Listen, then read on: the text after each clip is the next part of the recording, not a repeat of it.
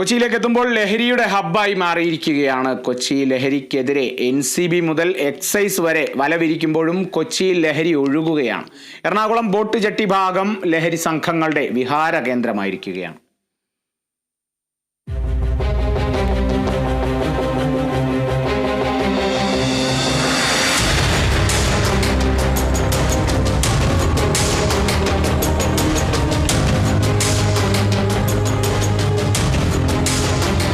കടൽ കടന്നും ആകാശത്തിലൂടെയും കൊച്ചിയിലേക്ക് തരാതര രാസലഹരികൾ പടരുകയാണ്.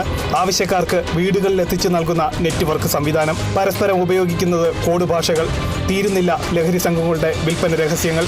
ഒരു കാറ്, ഒരു ചെറുപ്പക്കാരനും പെൺകുട്ടിയും, ഒപ്പം വളർത്തു നായയും, കണ്ടാൽ ഭാര്യ ഭർത്താക്കന്മാർ. വാഹന പരിശോധനയിൽ നിന്നും രക്ഷപ്പെടാനുള്ള ലഹരി സംഘത്തിന്റെ ഒരു പഴുത് മാത്രമാണിത്. ഇങ്ങനെ പലവിധ വഴികൾ. അവസാനം മസാജ് സ്പാകൾ വഴിയും കൊച്ചിയിൽ രാസലഹരി ഒഴുക്കി. പലപ്പോഴും പോലീസും എക്സൈസും കാര്യങ്ങൾ അറിഞ്ഞു വരുമ്പോഴേക്കും വമ്പൻ സ്രാവുകൾ രക്ഷപ്പെട്ടിരിക്കും. നിയമത്തിന്റെ വലയിൽ കുടുങ്ങുന്നവർ വെറും ഇടനിലക്കാർ മാത്രമായിരിക്കും.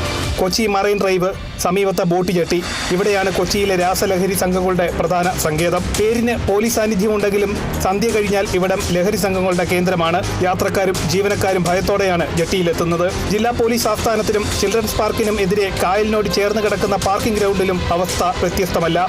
Kerala vision news, Kochi.